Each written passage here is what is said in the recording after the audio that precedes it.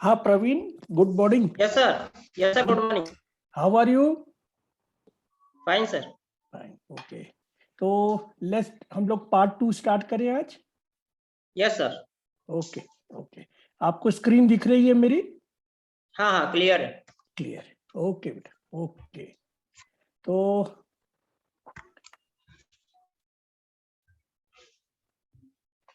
Last time हम लोगों ने पहला लेक्चर में टूल्स टू एनालाइज प्रोग्राम देखा था।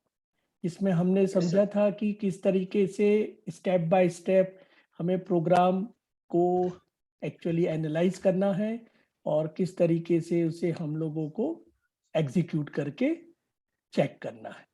तो आज हम लोग प्रवीण 3 चीजें इंपॉर्टेंट चीज पढ़ेंगे। पहला है बेसिक स्ट्रक्चर जो C++ प्रोग्राम का है, उसके अंदर में टोकन्स यूज होते हैं, उसे हम समझेंगे।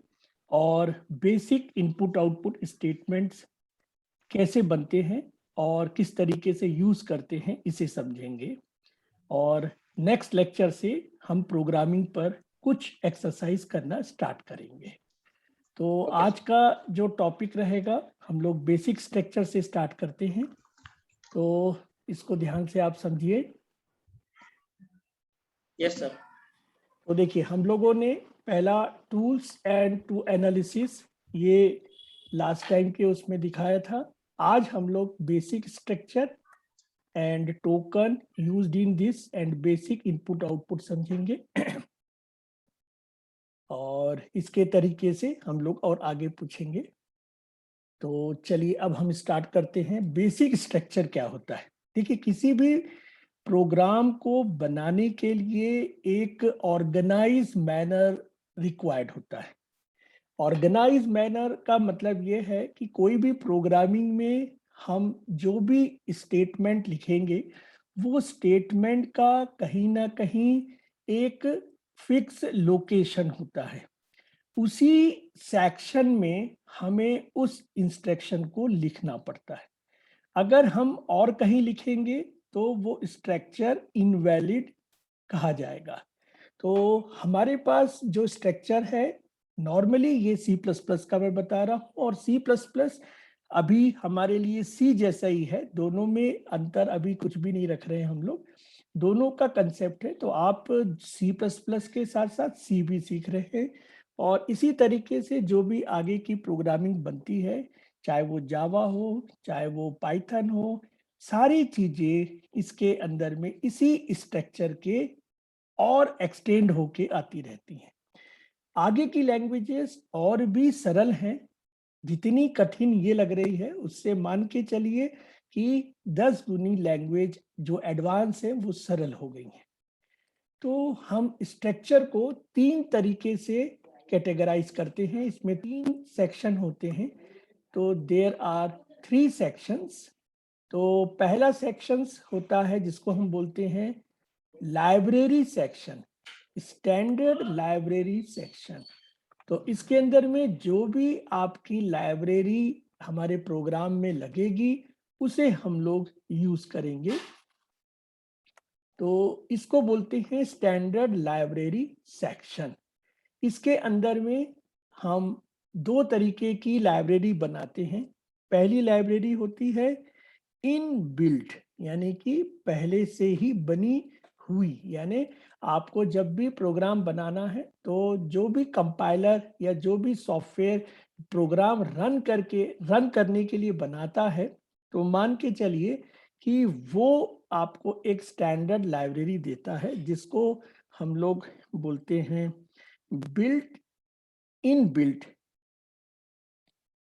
Inbuilt library. तो ये एक लाइब्रेरी होती है जिसको आपको डायरेक्टली यूज कर सकते हैं। साथ में आप यूजर डिफाइंड, ये आपके लिए है, मेरे लिए है, जो भी प्रोग्रामर है वो भी चाहे तो अपनी लाइब्रेरी बना सकता है। तो ये 2 लाइब्रेरी हमारे पास में, मतलब 2 मोड में ये लाइब्रेरी ओपन रहती है। आप इसको इनबिल्ट लाइब्रेरी के नाम से भी जान सकते हैं और यूजर डिफाइंड। जब भी यूजर डिफाइंड वर्ड आता है, इसका मतलब है कि ये किसी भी लैंग्वेज का इन्हांस वर्जन है, यानी एडवांस वर्जन है, और हर लैंग्वेज उसके पास जो भी इनबिल्ट होती है उसे वो एक्सटेंड करने के लिए यूजर को अपॉर्चुनिटी देती है या यूजर को ऑप्शन देती है कि वो अपना खुद का लाइब्रेरी बना सके। तो ये बहुत अच्छी बात है कि ये लाइब्रेरी हम बना सकते हैं। तो हम अपनी रिक्वायरमेंट के अकॉर्डिंग अपनी लाइब्रेरी को यहाँ पर अटैच कर सकते हैं। तो इसको कहेंगे हम स्टैंडर्ड लाइब्रेरी सेक्शन, चाहे वो इनबिल्ट हो चाहे वो यूजर डिफाइंड हो। सबसे पहले प्रोग्राम में इस लाइब्रेरी को हमें इंक्लूड करना पड़ता है। अब आता है दूसरा सेक्शन जिसको हम बोलते हैं मेन सेक्शन। किसी भी प्रोग्राम में एक मेन सेक्शन होना कंपलसरी है, चाहे वो सब प्रोग्राम बहुत सारे हों, लेकिन एक प्रोग्राम मेन कहलाएगा जहां से हम अपने प्रोग्राम में स्टार्ट कर सकते हैं। कभी भी याद रखें कि प्रोग्राम को हम क्या बोलते हैं? Program is what? Program is nothing but is a set of function कहलाता है। इसको हम बोलते हैं सेट ऑफ फंक्शन। कोई भी प्रोग्राम सेट ऑफ फंक्शन के द्वारा ही बनता है और उसमें मिनिमम एक फंक्शन रहना जरूरी है, और उस एक फंक्शन को हम बोलते हैं मेन फंक्शन। उसके बाद जो भी आप बनाए तो उसको हम एक से ज्यादा भी बना सकते हैं। तो ये इस तरीके से हमारा फंक्शन का स्ट्रक्चर बनेगा। तो अभी धीरे धीरे प्रोग्राम में हम सबसे पहले मेन फंक्शन पर काम करेंगे और फिर हम काम करेंगे सब फंक्शन पे। तो इसको भी मैं यहाँ लिख देता हूँ, जिसको हम बोलेंगे सब फंक्शन। तो इस तरीके से हमारा प्रोग्रामिंग स्टाइल बनती है कि पहले मेन प्रोग्राम पर काम करते हैं और फिर हमें अपने रिक्वायरमेंट के अकॉर्डिंग सब फंक्शन बनाने पड़ते हैं। तो उस सब फंक्शन को हम मेन फंक्शन से अटैच कर देते हैं। तो जब भी मेन फंक्शन स्टार्ट होता है और हमारी रिक्वायरमेंट सपोज कहीं दूसरे फंक्शन में जंप करने की है, तो हम डायरेक्टली उस फंक्शन में जंप कर सकते हैं। तो ये बहुत अच्छी बात है कि हम अपने प्रोग्राम में सब फंक्शन बना सकते हैं। एक्चुअली प्रोग्रामिंग किस तरीके से समझना है? देखिए, प्रोग्रामिंग है किसी भी डिवाइस को असेंबल करना या किसी भी यूनिट को असेंबल करना। आपके पास बहुत सारे मतलब प्लग एंड प्ले टूल्स हैं, प्लग एंड प्ले डिवाइस हैं, उन सब को आपको एक रिक्वायरमेंट के अकॉर्डिंग असेंबल करना है। तो programming is nothing but assembling of instruction. आपके पास बहुत सारे इंस्ट्रक्शन हैं, उस इंस्ट्रक्शन को रिक्वायरमेंट के अकॉर्डिंग पहले आना है, बीच में आना है, आखिरी में आना है, उसे असेंबल करना आना चाहिए। अगर आपको असेंबल करना आ गया तो आप अच्छे प्रोग्रामर बन सकते हैं। प्रोग्रामिंग के लिए सबसे इम्पोर्टेंट बात है कि आपका लॉजिकल थिंकिंग अच्छी हो जानी चाहिए। अगर लॉजिकल थिंकिंग अच्छी हो गई तो हम अपने प्रोग्रामिंग को अकॉर्डिंग टू रिक्वायरमेंट बना सकते हैं। दो प्रोग्रामर एक ही प्रोग्राम बनाएंगे, हो सकता है कि कुछ इंस्ट्रक्शन उन्होंने अपने अकॉर्डिंग ऊपर नीचे लिखे हैं।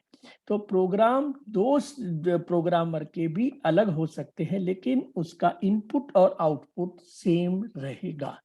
ये हमें समझ के काम करना है कि कौन सा बेस्ट प्रोग्राम होता है, मतलब किस प्रोग्रामर ने सबसे अच्छा प्रोग्राम बनाया है और किसने प्रोग्रामर ने एवरेज प्रोग्राम बनाया है और किस प्रोग्रामर ने एक हमारा बिल्कुल से बिल्कुल लो ग्रेड का प्रोग्राम बनाया है। तो इसके लिए भी हमारे पास टूल है कि हम प्रोग्राम की कॉम्प्लेक्सिटी को समझ सकते हैं कि वो प्रोग्राम किस स्टैंडर्ड का बना है। अब हम आते हैं फंक्शन बॉडी सेक्शन। ये लास्ट सेक्शन होता है प्रोग्राम का। जब भी हमें प्रोग्राम पूरा बनाना है तो उसकी बॉडी को भी हमें एग्जैक्टली इंस्ट्रक्शन के द्वारा असेंबल करना पड़ता है। तो यही जो बॉडी बनती है, it is a actually your logical thinking और it is a set of instruction. तो इसको आप क्या बोलेंगे? It is a set of instruction. तो इसे हम बोलते हैं सेट ऑफ इंस्ट्रक्शन। यानी आपकी जो बॉडी फंक्शन की आएगी, जिस बॉडी में आपको प्रोग्रामिंग लिखना है, उसे हम सेट ऑफ इंस्ट्रक्शन के नाम से काम करेंगे। तो जो भी आपने प्रोग्राम बनाया है, उस प्रोग्राम को यहाँ पर आपको इंस्ट्रक्शन वाइज लिखना है। तो ये 3 इंपॉर्टेंट हमारे कैटेगरीज हैं, सेक्शंस हैं प्रोग्राम के, इसे कभी भी भूलना नहीं है। और ये करीब करीब इसी सीक्वेंस में लिखना जरूरी है कि आप इसे स्टैंडर्ड लाइब्रेरी सेक्शन पहले लिखेंगे, फिर मेन फंक्शन लिखेंगे और फिर उस फंक्शन का बॉडी लिखेंगे। अब इसको हम चेंज करेंगे तो हो सकता है कि किसी चीज के लिए हमें और एड ऑन मतलब ट्रिक्स लगानी पड़ेगी कि जैसे फंक्शन बॉडी हम चाहें तो मेन फंक्शन के ऊपर भी लिख सकते हैं, लेकिन स्टैंडर्ड लाइब्रेरी जो है वो सबसे पहले ही लिखनी पड़ती है। अगर हम फंक्शन बॉडी पहले लिख देते हैं मेन फंक्शन के, तो हमें पहले बताना पड़ेगा कि ये जो बॉडी है वो इस फंक्शन में यूज होती है। तो ये स्टाइल है और एडवांस की। कुछ लोग फर्स्ट, थर्ड और टू लिखते हैं और कुछ लोग 1, 2, 3 लिखते हैं। तो ये अपनी अपनी प्रोग्रामर की स्टाइल है कि उसे किस तरीके से ज्यादा मतलब फ्लेक्सिबिलिटी मिलती है। तो चलिए अब हम आगे पढ़ते हैं, जिसमें हमको समझना है कि बेसिक स्ट्रक्चर हमारा किस तरीके से इस एग्जाम्पल पर सेट होता है। तो देखिए, एक लेफ्ट साइड आपके पास एक प्रोग्राम है। अब इस प्रोग्राम को हम किस तरीके से सेक्शन वाइज समझेंगे वो इम्पोर्टेंट है। तो देखिए, इसके अंदर में हमारे पास में 3 सेक्शन हमने पढ़े थे। तो पहला सेक्शन हमारा है स्टैंडर्ड लाइब्रेरी सेक्शन। तो इस लाइब्रेरी सेक्शन को हम पहला सेक्शन बता रहे हैं। सेकंड सेक्शन है हमारे पास, that is the main function section. और थर्ड है यहाँ पे फंक्शन बॉडी सेक्शन। तो यहाँ पे बड़ा सिंपल सा तरीके से मैंने आपको समझाने की कोशिश की है कि ये 3 सेक्शन को हम अपने प्रोग्रामिंग में किस तरीके से अटैच करते हैं। तो देखिए, स्टैंडर्ड लाइब्रेरी फंक्शन का मतलब ये है कि ये आपका पहला पार्ट है। इस पार्ट में आपको क्या करना है, जो भी लाइब्रेरी आप यूज कर रहे हैं इस प्रोग्राम में यूज होने वाले इंस्ट्रक्शन के लिए। देखिए, कोई भी चीज, जैसे हम कोई कहानी लिख रहे हैं या हम कोई किसी तरीके का कोई मतलब किताब लिख रहे हैं, तो हमें पता होना चाहिए कि कौन सी चीज कहाँ से ली गई है। यानी लाइब्रेरी का मतलब यही है कि वो स्टेटमेंट किस लाइब्रेरी से लिया गया है। क्यों? क्योंकि उस लाइब्रेरी में उस इंस्ट्रक्शन के और भी डिटेल से लिखा गया है। नॉर्मली वही प्रोग्राम होता है, हम जो यूज कर रहे हैं इसे हम लोग एग्जैक्टली देखें तो बहुत शॉर्टकट तरीके से यूज करते हैं। तो यहाँ पे मैंने लिखा है इंक्लूड आईओ स्ट्रीम और इसके पहले 2 एंगल ब्रैकेट लगा दिए हैं। उसके बाद यूजिंग नेम स्पेस एसटीडी लिख दिया है। तो ये कहलाता है आपके लाइब्रेरी सेक्शन का अटैचमेंट। तो इसमें देखिए 3 या 4 आपको बोलता देता हूं मैं। पहला क्या है इसके अंदर, सबसे इंपॉर्टेंट जो आप यूज कर रहे हैं, देखिए इसके अंदर पहला आप यूज कर रहे हैं हैश। ठीक है, तो इसको आप ध्यान से देखेंगे कि इसके अंदर जो कंपोनेंट यूज हो रहे हैं वही आपको याद रखने हैं। तो पहला कंपोनेंट हो गया आपका हैश, उसके बाद हो रहा है आपका इंक्लूड। ठीक है, तो इंक्लूड हमने यूज किया है। अब इस इंक्लूड के साथ में आपने यूज किया है तीसरा एंगल ब्रैकेट। ठीक है, तो ये एंगल ब्रैकेट, इसको मैं नीचे लिख देता हूं तो थोड़ा जल्दी, हाँ देखिए इसके अंदर मैं फिर से उसी को रिपीट ही कर रहा हूं एक तरीके से। ये एंगल ब्रैकेट आ गया है। इसके बाद में आपका एक और एंगल ब्रैकेट आ गया है। तो देखिए इन दोनों एंगल ब्रैकेट का अलग अलग नाम है। ये है आपका लेफ्ट एंगल ब्रैकेट, ये है आपका राइट एंगल ब्रैकेट। तो देखिए इसके अंदर में एक तो हैश आया, एक इंक्लूड आया है, और एक आपका एंगल ब्रैकेट, और ये आपका क्लोजिंग एंगल ब्रैकेट। और इसके अंदर जो आपने लिखा है आईओ स्ट्रीम करके लिखा है, तो ये जो आईओ स्ट्रीम है बेसिकली आपकी लाइब्रेरी है, यही आपकी लाइब्रेरी कहलाती है। तो ये स्टैंडर्ड लाइब्रेरी हुई। तो इसके अंदर में हमने ये जो चीजें यूज की हैं ये इंपॉर्टेंट है, इसको लिखने का यही स्टैंडर्ड रूल है, इसी को आपको फॉलो करना है। देखिए ये जो हैश लगा है, ये हैश से पता चलता है कि आप कोई लाइब्रेरी सेक्शन इंक्लूड करने वाले हैं, तो आपने इसे इंक्लूड किया है। और इसके बाद में जो भी लाइब्रेरी का नाम होता है उसे आप एंगल ब्रैकेट के द्वारा उसे लिखते हैं, और इसी को हम बोलते हैं प्री प्रोसेसर फाइलें।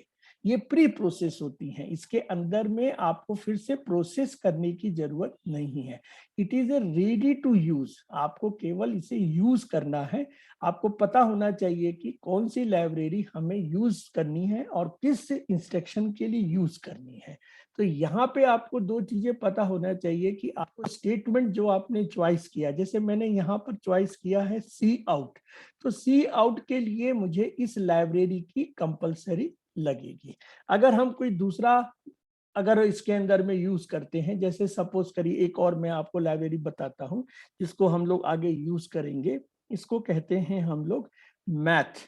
ठीक है, तो ये एक मैथमेटिक्स को यूज करने के लिए हमारे पास में मैथ, एक्चुअल में इसका जो पूरा नाम है ये math.h होता है, ये iostream.h होता है। ठीक है, तो ये कंपाइलर टू कंपाइलर, इसके अंदर में कुछ इंस्ट्रक्शन हमको मिलते हैं, उसी अकॉर्डिंग हमें यूज करना है। तो जैसे अभी ऑनलाइन कंपाइलर मैं आपको बताऊंगा, तो उसके अंदर में क्या है कि .h की जरूरत नहीं है, इसको यहाँ से आप यूज कर सकते हैं। लेकिन अगर आपको दूसरा कंपाइलर बताऊंगा मैं, तो उसके अंदर में आप देखेंगे कि .h लगाना पड़ता है।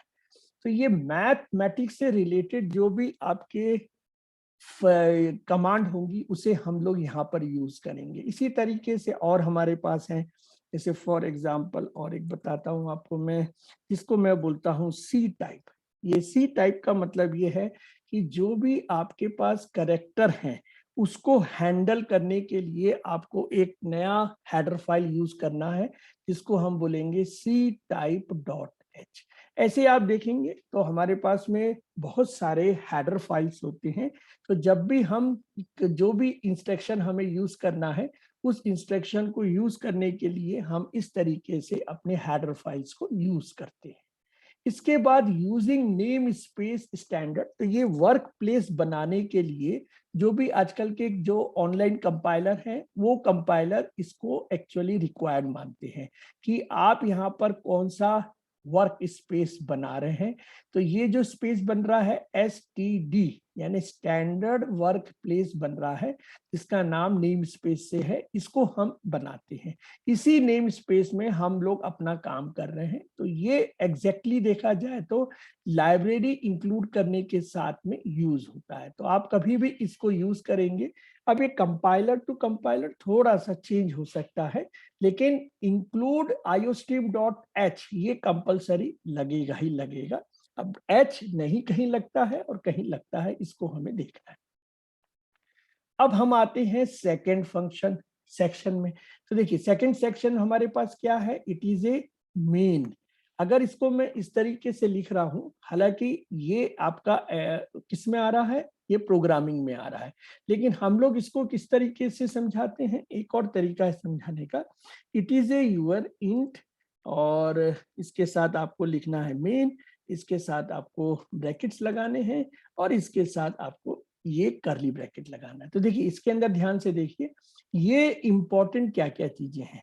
तो देखिए इसके अंदर में पहले मैंने कोई एक वर्ड लिखा है जिसका नाम है INT, उसके बाद मैंने एक वर्ड लिखा जिसका नाम है मेन, उसके बाद मैंने पैरेंथेसिस लगाया है, हालांकि ये लेफ्ट पैरेंथेसिस राइट पैरेंथेसिस है, उसके बाद ये करली ब्रैकेट कहलाता है, तो लेफ्ट करली ब्रैकेट है, ये राइट करली ब्रैकेट है।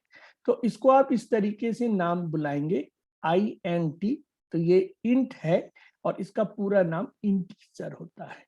और ये मेन आपके पास में एक वर्ड है जिसको हम लोग इंटरफेस मेन फंक्शन के लिए करते हैं। उसके बाद ये लेफ्ट कर्ली ब्रैकेट है और ये ये लेफ्ट पैरेंथेसिस है और ये आपका राइट पैरेंथेसिस है। ये लेफ्ट कर्ली ब्रैकेट है और ये राइट कर्ली ब्रैकेट है।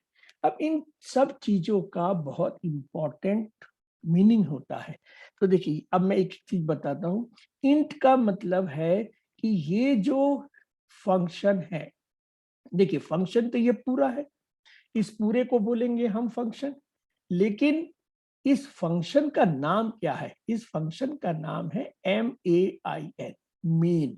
इस पूरे फंक्शन का नाम क्या है? मेन फंक्शन है। जैसे घर का कोई भी एक नंबर होता है या हाउस का नाम होता है, वैसे ही हमारे फंक्शन का एक नाम है जिसका नाम मैंने रखा है MAIN। तो इस नाम से ये प्रोग्राम बनाया है। तो अब ये क्वेश्चन उठता है कि सर क्या मैं मेन के जगह कुछ और लिख दूं, मेन के जगह main1 कर दूं? तो देखिए ऐसा है कि ये जो मेन है ये हमारा कंपाइलर से एग्जैक्टली मैच होना चाहिए कि ये पहला फंक्शन का नाम क्या है। तो पहले फंक्शन का नाम कभी भी कोई भी प्रोग्राम में MAIN, यानी ये स्मॉल में लिखा है तो स्मॉल में ही लिखना है और इसको हमें कोई भी डिस्टर्ब नहीं करना चाहिए। तो ये हमारे लिए एक प्रोटोकॉल है, ये हमारे लिए रूल है कि हम यही मेन फंक्शन को यूज करते हैं।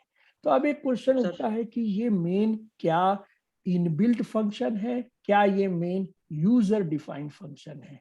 तो आप ध्यान से समझ लीजिए, ये जो मेन फंक्शन है हालांकि यही नाम से लिखना है, लेकिन ये इनबिल्ट फंक्शन नहीं है, ये है यूजर डिफाइंड फंक्शन। ये हमने अपने लिए बनाया है, इसके लिए कोई भी हेडर फाइल लगाने की जरूरत नहीं है। तो ये मेन फंक्शन, हर बार हम लोग पूछते हैं बच्चों से कि भाई ये मेन फंक्शन इनबिल्ट फंक्शन है कि ये आपका यूजर डिफाइंड फंक्शन है? तो बच्चे बोलते हैं कि नहीं, it is a inbuilt function या इसको स्टैंडर्ड लाइब्रेरी फंक्शन।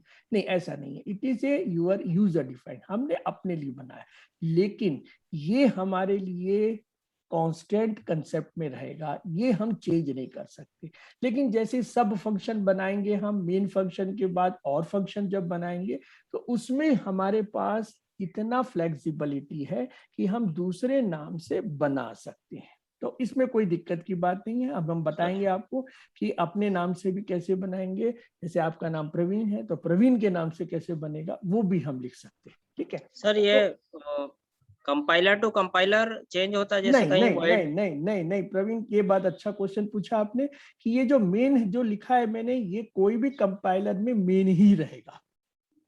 लेकिन सर कहीं पे वर्ड मेन यूज होता है, कहीं हाँ वर्ड नहीं नहीं, सेटअप यूज देखिए होता वो है। चीज मैं बताता हूँ। हाँ, आपने वो भी सही चीज पूछा कि अगर मैंने यहाँ पर VOID लिखा, अभी मैंने आपकी इसकी स्टोरी नहीं बताई, एक्चुअल में इसकी थ्योरी अलग है। यहाँ मैंने वॉइड लिखा है, यहाँ पे मैंने कभी इंट लिख दिया है, तो ये क्यों लिख देते हैं ये मैं आपको बताता हूँ अब। तो देखिए ये जो फंक्शन है, ये जो फंक्शन कभी भी रन होता है तो कुछ इसको रिटर्न करना पड़ता है। ठीक है, तो ये रिटर्न करने के लिए देखिए प्रोग्राम का मतलब क्या है? प्रोग्राम का मतलब ये है कि इनपुट लेना, प्रोसेस करना और आउटपुट करना, ये तीन चीजें होती हैं। अब ये आउटपुट दो तरीके के होते हैं। एक तो होता है कि इसके अंदर जो लिखा है वो उसे आउटपुट करना है, उसे अकॉर्डिंग काम करना है। लेकिन जब भी प्रोग्राम बनता है तो वो अपना एक लोकेशन में भी काम करता है कि ये एग्जैक्टली क्या रिटर्न करके जा रहा है। तो हर फंक्शन, ये C++ की रिक्वायरमेंट है कि मेन फंक्शन कभी भी आपका रिटर्न करना चाहिए। अगर आप चाहें तो इसको void लिखना चाहें तो आप इसमें void लिख देते हैं और ये void लिखने के बाद हमें क्या करना है? रिटर्न 0 लिखना है आप। तो यहाँ पे क्या है, कभी कभी आप देखेंगे कि ये चीजें ओमिट हो जाती है, यहाँ से रिटर्न 0 भी हट जाता है अगर मैं यहाँ पर void लगा देता हूँ। तो void का मतलब है कि आप कोई भी चीजें इस प्रोग्राम से कंपाइलर को रिटर्न नहीं हो रही। एक्चुअल में कंपाइलर भी कुछ ना कुछ अपना मैनिपुलेशन के लिए इस चीजों को नोटिफाई करता है, ये एग्जैक्टली आपको रिटर्न कर रहा है। देखिए, हम इस प्रोग्राम को दो तरीके से रन कर सकते हैं। पहला है कि हमारे पास में सोर्स कोड है और हम इसको रन कर रहे हैं। अगर हम चाहे तो इसको दूसरे तरीके से भी रन कर सकते हैं, जहां पे जैसे फॉर एग्जांपल मैंने एक फंक्शन बनाया है, उस फंक्शन का काम है कि स्क्वायर निकालना। अब ये फंक्शन स्क्वायर निकालना चाहता है, तो ये स्क्वायर निकाल रहा है। अब ये स्क्वायर निकाल के आपको दे रहा है, सपोज करिए 2 का मुझे स्क्वायर करना है, तो ये 2 पावर 2 कर दिया मैंने। अब ये 2 का पावर 2 हो गया, यानी कि आपको भी पता है कि इसमें 4 मिलेंगे। अब ये रिटर्न कहाँ करेगा? ये रिटर्न करेगा सपोज करिए आंसर में, तो ये आपका आंसर में रिटर्न करता है। तो ये क्या है कि यहाँ पे जो भी रिजल्ट आ रहा है वो कहाँ जा रहा है? इस आंसर में जाके बैठ रहा है। तो हम अपने फंक्शन, तो एसक्यूआर क्या है? ये एक फंक्शन है, और ये फंक्शन क्या कर रहा है? 2 और 2 दो आर्गुमेंट ले रहा है, और ये आर्गुमेंट को प्रोसेस कर रहा है, और ये प्रोसेस करने के बाद रिजल्ट कहाँ ले जा रहा है? इस आंसर में स्टोर कर रहा है। लेकिन इस void मेन को अगर मैं कॉल करना चाहूं, तो ये मेन को हम कॉल कर सकते हैं क्या? यस। अगर मैं मेन को कॉल करता हूं, अभी तो यहाँ पर मैंने कुछ भी नहीं लिखा है, तो ये एम्प्टी ब्रैकेट है, और ये एम्प्टी ब्रैकेट का मतलब है कि इसके अंदर कोई भी आर्गुमेंट नहीं है। और जब भी ये प्रोग्राम को मैं रन करूंगा, तो ये एम्प्टी ब्रैकेट है, तो यहाँ पे मुझे कोई भी पैरामीटर डालने की जरूरत नहीं है। लेकिन जो भी पैरामीटर इसके अंदर है वही इसे यूज करना है, ये बाहर से इंटरफेस नहीं कर रहा है। तो ये जो फंक्शन है उसे मैं बोलता हूं नो वे कम्युनिकेशन, यानी ये जो फंक्शन है वो कहीं से भी कम्युनिकेट नहीं कर रहा है। तो नॉर्मली 3 टाइप के फंक्शन हम पढ़ेंगे। तो पहला है नो वे कम्युनिकेशन, उसके बाद आता है वन वे कम्युनिकेशन, और उसके बाद आता है 2 वे कम्युनिकेशन। तो इस तरीके से 3 टाइप के आपके फंक्शन बनते हैं। तो पहला हो गया नो वे, जिसके अंदर में ये ना तो ले रहा है और ना ही दे रहा है, ठीक है, नो वे कम्युनिकेशन हो गया। उसके बाद वन वे, यानी कि ये कहीं ना कहीं से एक आर्गुमेंट ले सकता है या एक आर्गुमेंट दे सकता है। और 2 वे का मतलब हो जाएगा कि ये आर्गुमेंट लेगा भी और ये आर्गुमेंट देगा भी। तो ये मैं आपको बताऊंगा किस तरीके से हमें इसको समझना है। तो अभी के लिए तो आप इसको मतलब यहाँ पर इस तरीके से समझे कि ये जो फंक्शन है ये रिटर्न नहीं कर रहा है। इसको हम void लगा सकते हैं और यहाँ से हम इंट हटा सकते हैं। जैसे मैं आपको बताऊंगा कि ऑनलाइन कंपाइलर में INT कंपलसरी होता है। क्यों? क्योंकि उसे रिटर्न 0 करवाना है ना, रिटर्न 0 कराना है। आप चाहे तो रिटर्न 1 भी करा सकते हैं, ऐसा कुछ नहीं है। तो आप ये रिटर्न 0 करा दीजिए। तो 0 का मतलब है कि कोई भी चीज यहाँ पर जो जा रही है वो एग्जैक्टली 0 है, ठीक है। मतलब इसको कोई ना कोई न्यूमरिक पॉजिटिव नंबर का इंटीजर चाहिए। ये INT क्या बता रहा है कि ये इंटीजर बता रहा है। और ये इंटीजर क्या होते हैं? इंटीजर होते हैं आपके पॉजिटिव न्यूमरिक नंबर। यानी इसके अंदर में आप ऐसा नहीं कर सकते हैं कि 2.5 करते हैं। तो क्या 2.5 चलेगा कि नहीं? तो अब इस केस में नहीं चलेगा, क्योंकि ये रिटर्न क्या करा रहा है? इंट करा रहा है। क्या यहाँ पे हम फ्लोट लिख सकते हैं? एक और होता है हमारे पास डेटा टाइप जहां पर हम इंट की जगह फ्लोट लिख सकते हैं। तो क्या ये फ्लोट लिखने से 2.5 चलेगा? तो अब ये चीज आपको अब मैं एक्सरसाइज में बताऊंगा कि यहाँ फ्लोट लिखने से भी चलेगा। देखिए, इसमें जो रिटर्न हो रहा है ये कुछ भी कर नहीं रहा है, लेकिन ये केवल आपको बता रहे हैं कि ये रिटर्न होना है। तो नॉर्मली यहाँ पे जो किताबों में और सब जगह बताया जाता है कि इंट लिखना चाहिए। तो int is nothing but one return argument. तो यहाँ पे हम इंट लिख रहे हैं। अच्छा, मेन को हम नहीं बदलेंगे अभी पहले प्रोग्राम में, क्योंकि ये आपका कंपलसरी है, और ये कभी भी याद रखें कि ये आपका स्मॉल लेटर में ही रहेगा। INT भी स्मॉल लेटर में ही रहेगा। अब मैं आपको बताऊंगा कि एक कीवर्ड वाला भी टर्मिनोलॉजी है हमारे प्रोग्राम में। तो ये INT और मेन क्या दोनों कीवर्ड है? ये अभी आपसे क्वेश्चन को क्लियर कर लेना कि क्या ये मेन और INT ये दोनों कीवर्ड हैं या केवल INT कीवर्ड है कि ये मेन कीवर्ड है। तो अभी हम इसको समझेंगे और आगे आके। तो अब देखते हैं हम, तीसरा सेक्शन है हमारा जिसको हम कहते हैं फंक्शन बॉडी सेक्शन। तो देखिए इसके अंदर में जो आप यूज कर रहे हैं वो कंप्लीटली आपका इंस्ट्रक्शंस हैं जो आपको प्रोग्राम में टास्क दिया है। अब इस प्रोग्राम का टास्क क्या है? तो भाई इस प्रोग्राम का टास्क ये दिया है कि राइट ए प्रोग्राम, इसको हम इस तरीके से बोल सकते हैं, राइट ए प्रोग्राम। ठीक है, नॉर्मली क्या है, इसको हम लोग शॉर्टकट में लिखते हैं, राइट ए प्रोग्राम कर देते हैं। कभी भी मैं आपको WAP बोलूंगा तो उसका मतलब है राइट ए प्रोग्राम। तो इस प्रोग्राम का क्या काम है, टास्क ये देखिए, write a program to display what welcome. तो ये एक प्रोग्राम है आपके पास, सॉरी वेलकम की जगह हमने लिया है हेलो वर्ड। तो हेलो वर्ड का आपको डिस्प्ले करना है। तो write a program to display hello word.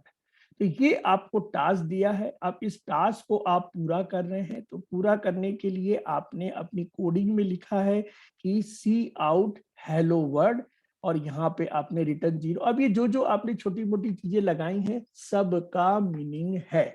इस प्रोग्रामिंग में आप याद रखें कि अगर आपने डॉट लगाया है तो डॉट का भी मीनिंग है, आपने यहाँ पर डबल कोट लगाया है तो भी मीनिंग है, अगर आपने सेमीकोलन लगाया है तो भी मीनिंग है। हर कैरेक्टर का यहाँ पर मीनिंग है। प्रोग्रामिंग में सबसे बड़ी दिक्कत यही है कि अगर कैरेक्टर थोड़ा सा भी आपका नॉनसेंस बनता है या वो कैरेक्टर आपके नॉलेज में नहीं है तो वो प्रोग्राम में कहीं ना कहीं हमको आउटपुट रॉन्ग कर सकता है। तो देखिए इसमें हमने क्या क्या चीजें यूज की हैं, थोड़ा सा उस पर मैं आपको ब्रीफ कर देता हूँ। देखिए कभी भी फंक्शन हम बनाते हैं तो उसको हम पैरेंथेसिस से बनाते हैं, ये याद रखें। ये जब भी किसी भी वर्ड के साथ में लगता है पैरेंथेसिस तो वो कहलाता है फंक्शन। अगर मैंने यहाँ पर कुछ और इस तरीके से लिख दिया, सपोज मैंने लिखा है डिस्प्ले फंक्शन, तो ये मैं बोलूंगा इस तरीके से, डिस्प्ले फंक्शन। इसको आप क्या बोलेंगे, डिस्प्ले और फंक्शन। तो फंक्शन किसको रिप्रेजेंट कर रहा है, इस पैरेंथेसिस ब्रैकेट को रिप्रेजेंट करता है। तो इस ब्रैकेट का नाम क्या है, दैट इज द फंक्शन। जब भी मैं बोलूं कि write a program to make a input function, मैंने बोला आपको इनपुट फंक्शन बनाना है, तो इनपुट फंक्शन आप कैसे बनाओगे, इस तरीके से बनाओगे, write a program to make a add function, तो ये ऐड फंक्शन आपने बनाया। Write a program to make a find average function, तो ये आपने बनाया है एवरेज फंक्शन। इस तरीके से जो भी आपको टास्क, जैसे मैं बोलूंगा कि लॉजिकल एंड बनाना है तो एंड फंक्शन बनाइए आप, तो लॉजिकल एंड, तो ये लॉजिकल एंड बन गया आपका।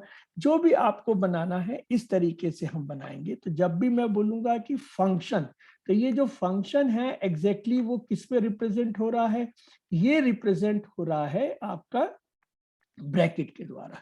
तो ये याद रखें कि इसको हम बोलते हैं ब्रैकेट, है ना। जब भी फंक्शन की बात आएगी तो इसको आप बोलोगे ब्रैकेट। तो जब भी आपको बनाना है या किसी भी वर्ड के साथ ये ब्रैकेट अगर दिखता है तो इस ब्रैकेट का मतलब है कि आपका क्या है, ये फंक्शन है। अब ये कहीं भी आपको मिलता है करली ब्रैकेट्स, ये जो आपको मिल रहा है ये एग्जैक्टली आपके प्रोग्राम का बॉडी को रिप्रेजेंट करता है। यानी बॉडी सेक्शन को हमें किससे रिप्रेजेंट करना है, करली ब्रैकेट के पेयर से रिप्रेजेंट करना है। यानी ये आपका बॉडी सेक्शन आएगा, दैट इज द करली ब्रेसेस। तो ये करली ब्रेसेस या करली ब्रैकेट आप बोल सकते हैं, तो इससे आप यूज करेंगे। अब इसको हम बोलते हैं it is a you're starting, ये आपका क्या है, स्टार्ट हो रहा है, ठीक है। और यहाँ क्या हो रहा है, that is the your end.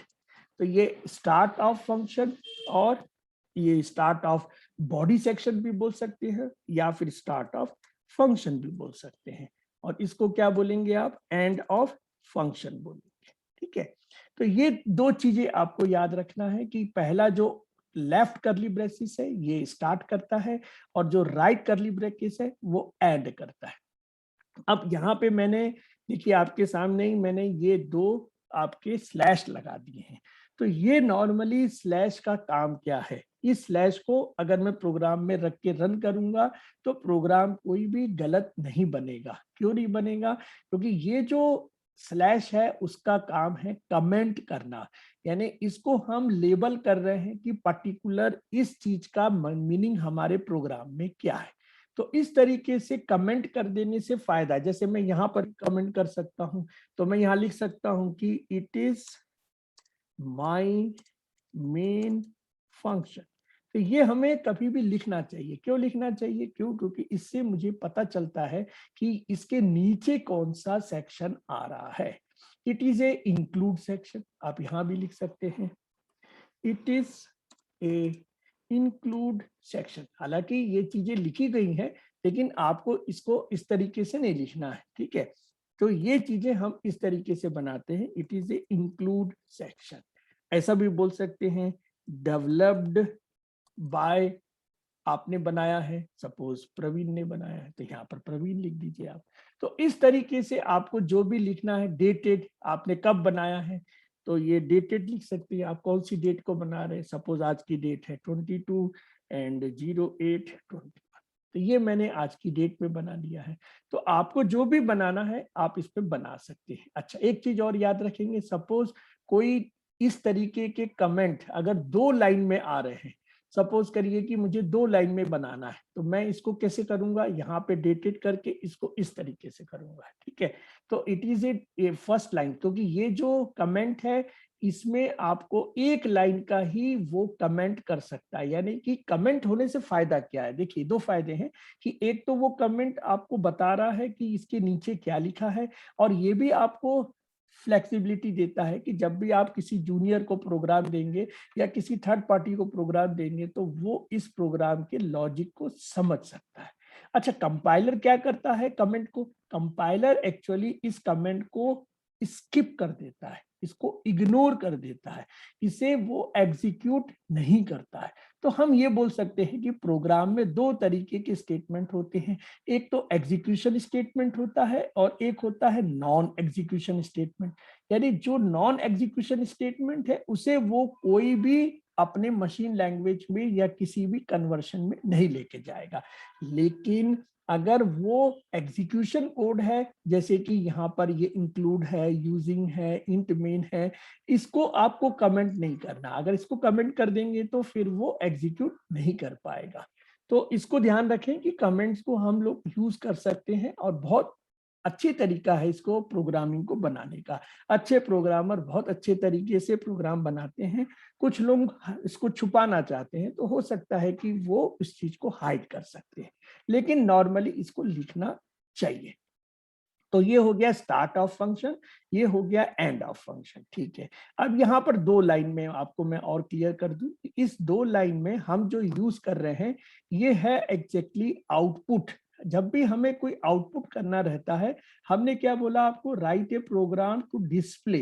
तो टू डिस्प्ले का मतलब है आउटपुट करना, है ना। इसको हम और तरीके से भी बोल सकते हैं, इसको हम बोल सकते हैं आउटपुट बोल सकते हैं, या इसको मैं बोल सकता हूँ राइट। जो भी आपके पास वर्ड है उसको आप यूज कर सकते हैं इस प्रोग्राम को समझने के लिए। Write a program to display hello word, write a program to output hello word, write a program to write hello word. अच्छा, ये हम जो डिस्प्ले कर रहे हैं वो कहाँ कर रहे हैं? ये हम कर रहे हैं ऑन स्क्रीन, स्क्रीन में हम कर रहे हैं। ये हम कोई आपके फाइल में नहीं कर रहे। अगर इसको फाइल में करने वाली बात आएगी तो हम फाइल जैसा प्रोग्राम बनाएंगे कि write a program to display hello word on screen, तो ये स्क्रीन का बना प्रोग्राम। और अगर मैंने बोला ऑन फाइल तो वो फाइल के लिए प्रोग्राम बन सकता है। तो ये जो आपकी रिक्वायरमेंट है वो अकॉर्डिंग टू टास्क चलती है। तो ये जो प्रोग्राम है वो है आपका ऑन स्क्रीन। स्क्रीन का मतलब मॉनिटर, यानी कंसोल वाली बात हो रही है। तो कंसोल का मतलब क्या हुआ, देखिए यहाँ पर हमने यूज किया है IO स्ट्रीम। तो आई का मतलब है इनपुट, ओ का मतलब है आउटपुट, स्ट्रीम यानी जो भी आपको इनपुट आउटपुट करना है वो स्ट्रीम में करना है। स्ट्रीम का मतलब है इन क्यू 1 by 1 करना है। अब यहाँ पे ध्यान से देखिए कि हमने जो वर्ड यूज किया है सी आउट यूज किया है।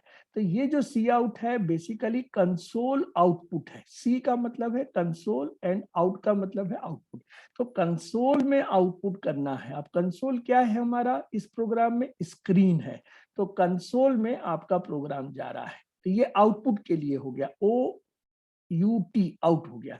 अगर मैं इसी जगह लिख देता सपोज करिए Cin, तो ये बन जाता आपका इनपुट के लिए। तो ये अभी इनपुट के लिए हम देखेंगे अभी आगे कैसे कर लिखना है। इसके बाद ये है सी आउट, तो सी इन सी आउट, सी इन हमारा है इनपुट के लिए और सी आउट होता है आउटपुट के लिए। ये मैं बात कर रहा हूँ C++ लैंग्वेज की। अगर मैं बात करता हूँ आपके सी लैंग्वेज के लिए, तो इसके लिए सी इन की जगह क्या लिखना है, स्कैनएफ लिख देना है, ठीक है।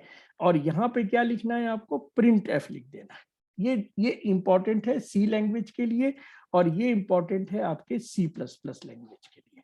तो ये इनपुट आउटपुट जो है आपको इस तरीके से याद रहेगा तो आप जल्दी से काम कर सकते हैं। तो आपको अगर सी लैंग्वेज बनाना है तो स्कैनएफ लिखेंगे और प्रिंटएफ बनाना है तो आपको आउटपुट करना है, तो इस तरीके से कर सकते हैं।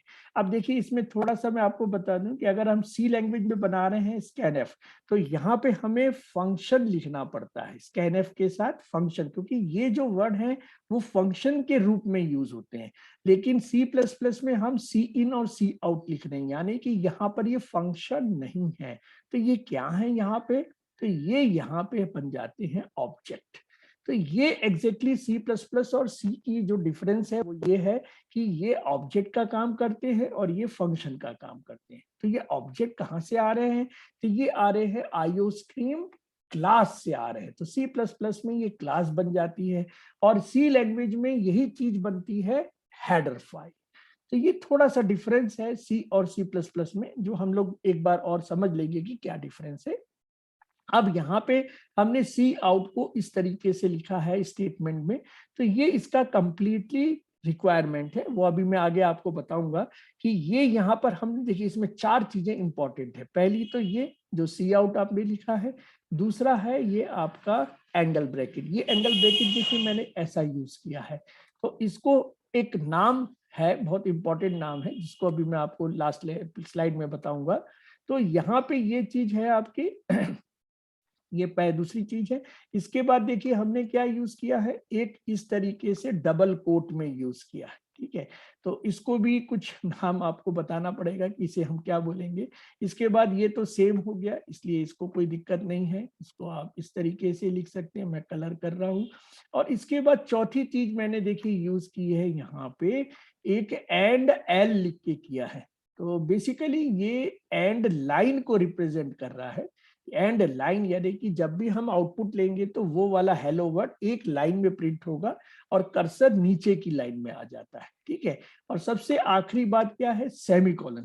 तो देखिए यहाँ पर सेमीकोलन जो यूज हो रहा है वो ये बता रहा है कि ये स्टेटमेंट टर्मिनेट हो गया। जैसे हम हिंदी में पूर्ण विराम लिखते हैं या इंग्लिश में हम डॉट लगाते हैं स्टेटमेंट में, वैसे ही हमारे कंप्यूटर प्रोग्रामिंग में इंस्ट्रक्शन को सेमीकोलन लगाते हैं। तो ये सेमीकोलन इस तरीके से आता है, ठीक है। और इसके बाद है रिटर्न जीरो। ये रिटर्न जीरो ये बता रहा है कि इस फंक्शन को जब खत्म करेंगे, यानी यहाँ पर एंड ऑफ फंक्शन आ रहा है, तो यहाँ पर हम खत्म करने के पहले ये रिटर्न जीरो कर देंगे, तो ये हमारा यहाँ से रिटर्न हो जाएगा, फिर हमारा फंक्शन ऑटोमेटिकली रिटर्न हो जाएगा। तो इसके बाद प्रोग्राम एंड हो जाता है, ठीक है।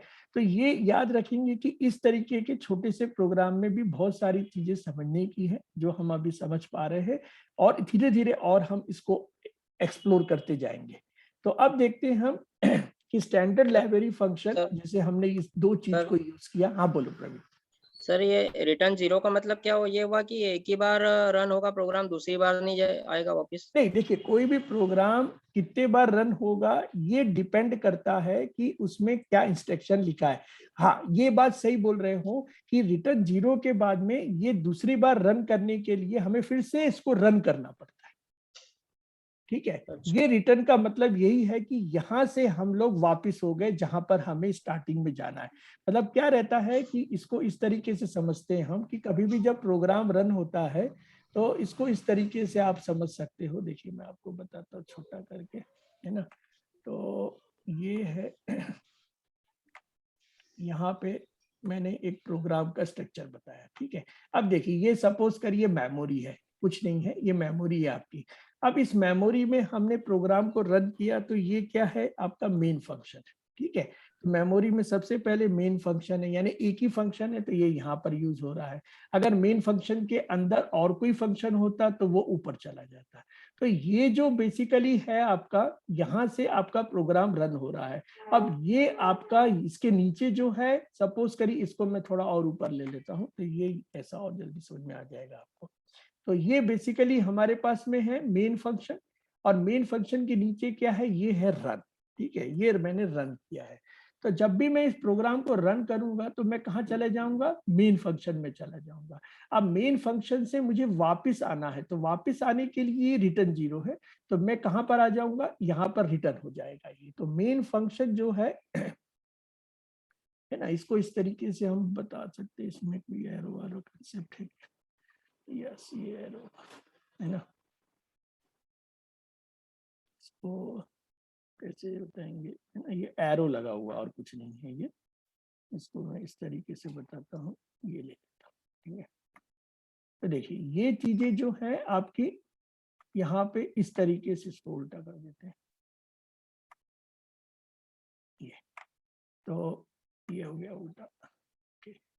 तो यहाँ पे ये चीज जो है आपकी रिटर्न, मतलब ये क्या हो रहा है, रन आपका जो बता रहा है, क्या कर रहा है रन। ये जो रन है, जब भी हम प्रोग्राम को रन करेंगे तो कहाँ चले जाएंगे, मेन में चले जाएंगे। और जब मेन प्रोग्राम से हमको वापस आना है तो कैसे कंपाइलर को पता चलेगा, तो ये उल्टा हो जाएगा। तो यहाँ मेन से आप रन पर आ जाओगे, और फिर जब को आपको दूसरी बार रन हेलो वर्ड लेना है, जैसे इस प्रोग्राम को रन करेंगे तो वो एक ही हेलो वर्ड देगा, एक से ज्यादा हेलो वर्ड नहीं देगा। अगर हमें फिर से हेलो वर्ड लेना है तो हमें फिर से इसको रन करना पड़ेगा, फिर हम मेन प्रोग्राम में जाएंगे। अगर मेन प्रोग्राम से और आगे बढ़ना है, सपोज करिए यहाँ पर और एक फंक्शन का नाम है, जैसे सपोज करिए ये है डिस्प्ले फंक्शन, तो ये डिस्प्ले फंक्शन है। तो मेन से कहाँ जा रहे हैं हम, मेन से और आगे जा रहे हैं। ठीक है, मेन से कहाँ जा रहे हैं हम, और आगे जा रहे हैं, डिस्प्ले पर जा रहे हैं। तो अब डिस्प्ले से हमें वापस आना है, और इसके बाद हमको इस तरीके से करना है। यानी कि सपोज करिए कि मैं ये जो सी आउट है, इस सी आउट को मैं यहाँ नहीं लिखता हूँ, इसको मैं क्या करता हूँ, एक सब फंक्शन में लिख देता हूँ। ठीक है, तो लेट दैट सब फंक्शन इज व्हाट, ये मेरा एक सब फंक्शन है जिसको मैं लिख रहा हूँ वॉइड डिस्प्ले लिख देता हूँ। ठीक है, तो अब ये वॉइड डिस्प्ले मैंने लिख दिया। इस फंक्शन में क्या करना है भाई, इस फंक्शन में मुझे है ना, इस फंक्शन में मुझे क्या करना है, ये सी आउट लिखना है, तो मैंने यहाँ पर लिख दिया इसको। ठीक है, बात वही है, लेकिन ये एग्जैक्टली सब फंक्शन के द्वारा हो रहा है। अब देखिए, अब ये मैंने क्या किया, वॉइड डिस्प्ले कर दिया है। अब ये आपका सी आउट यहाँ पर कर दिया। अब देखिए यहाँ पर मेरे को रिटर्न लगाने की जरूरत ही नहीं, क्योंकि मुझे रिटर्न नहीं होना है। तो ये मेरा प्रोग्राम डिस्प्ले, अब मैं यहाँ पर क्या लिखूंगा, स्टार्ट की जगह में एक डिस्प्ले लिख दूंगा। ठीक है, तो इसका मतलब ये हुआ कि जब भी ये प्रोग्राम रन होगा तो सबसे पहले डिस्प्ले पर जाएगा। डिस्प्ले क्या कर रहा है, ये ऊपर चला गया, ये ऊपर चला जा रहा है। यानी इसको मैं इस तरीके से आपको बता सकता हूँ। ठीक है, तो यहाँ पे तो यहाँ पे अपन देखते हैं इसको। देखिए ये बड़ा सिंपल और अच्छा टेक्निक है समझने का।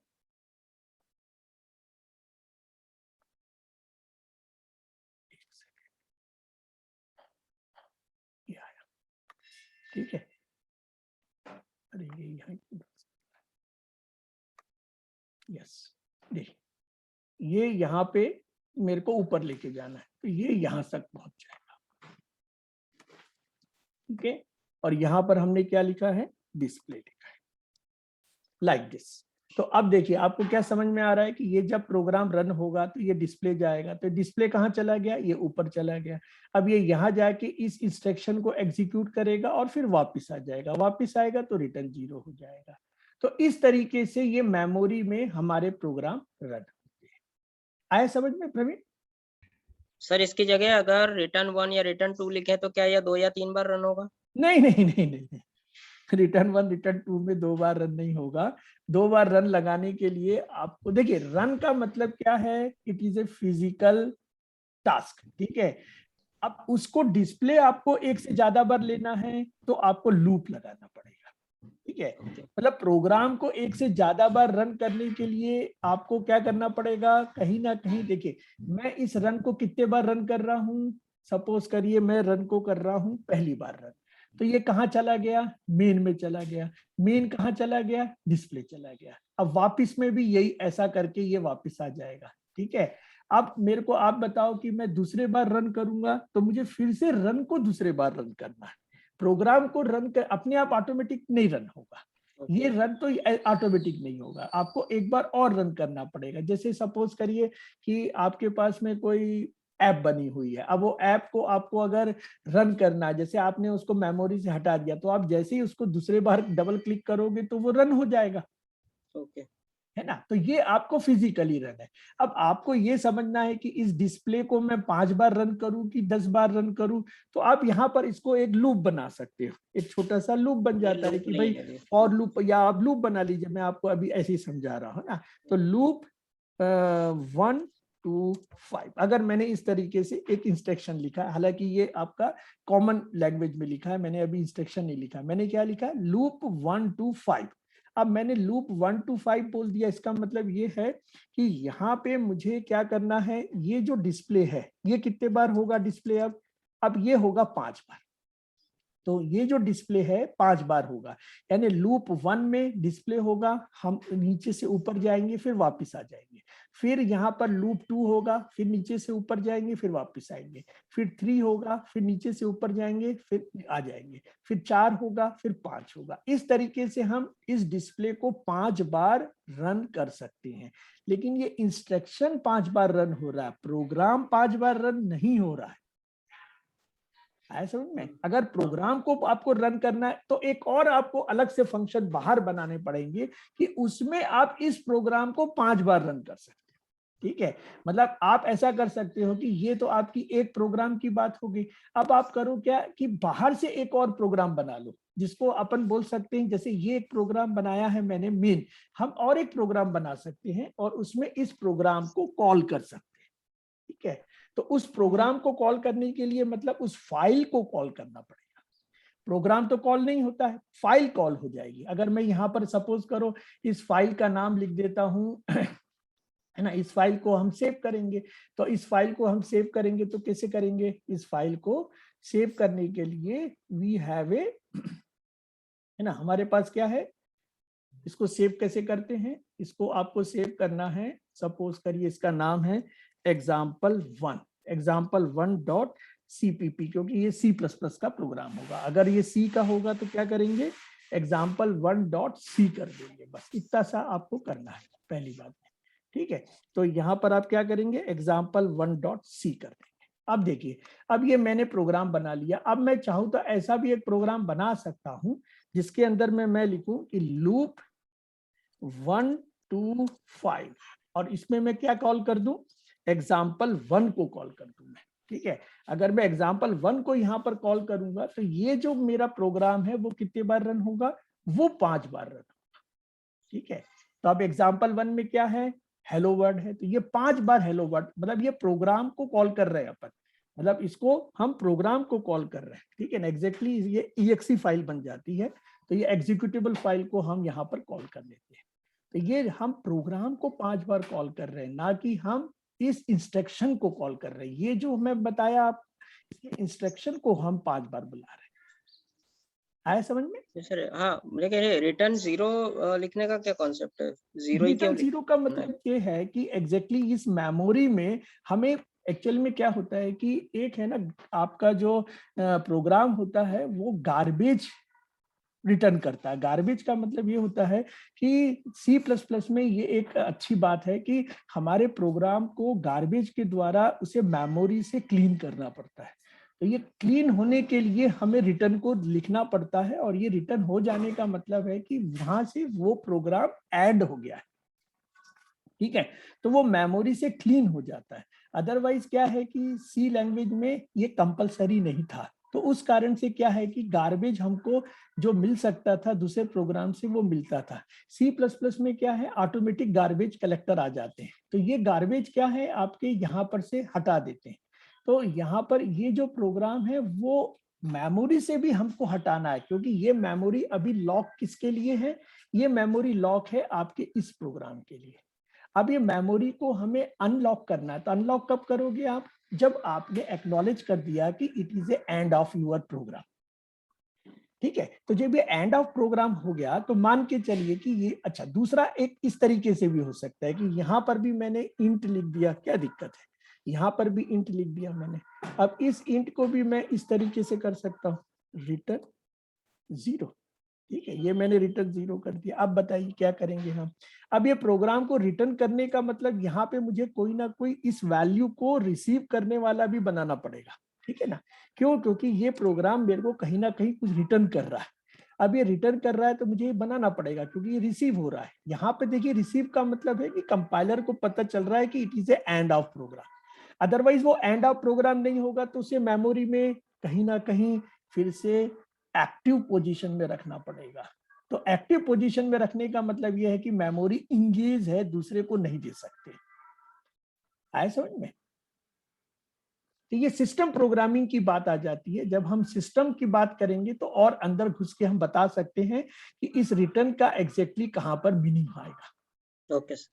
ठीक है, तो चलिए अब हम आगे बढ़ते हैं। तो इसमें मैं ये बताना चाह रहा हूं कि जो हमने अभी पढ़ा वो यहाँ पर वर्ड्स में लिखा है कि स्टैंडर्ड लाइब्रेरी को हमने 2 लाइन से समझ में आया था। इसको हमें, ठीक है, तो देखिए इसमें हमने इंक्लूड यूज किया था। तो this include is nothing but specify the pre processor command. ठीक है, तो ये हमारे पास वर्ड क्या है, it is A pre processor, यानी कि ये जो फाइल है वो पहले से प्रोसेस है। और नॉर्मली ये प्रोसेसर जो है वो असेंबली लैंग्वेज को थोड़ी टच करके बनाई जाती है।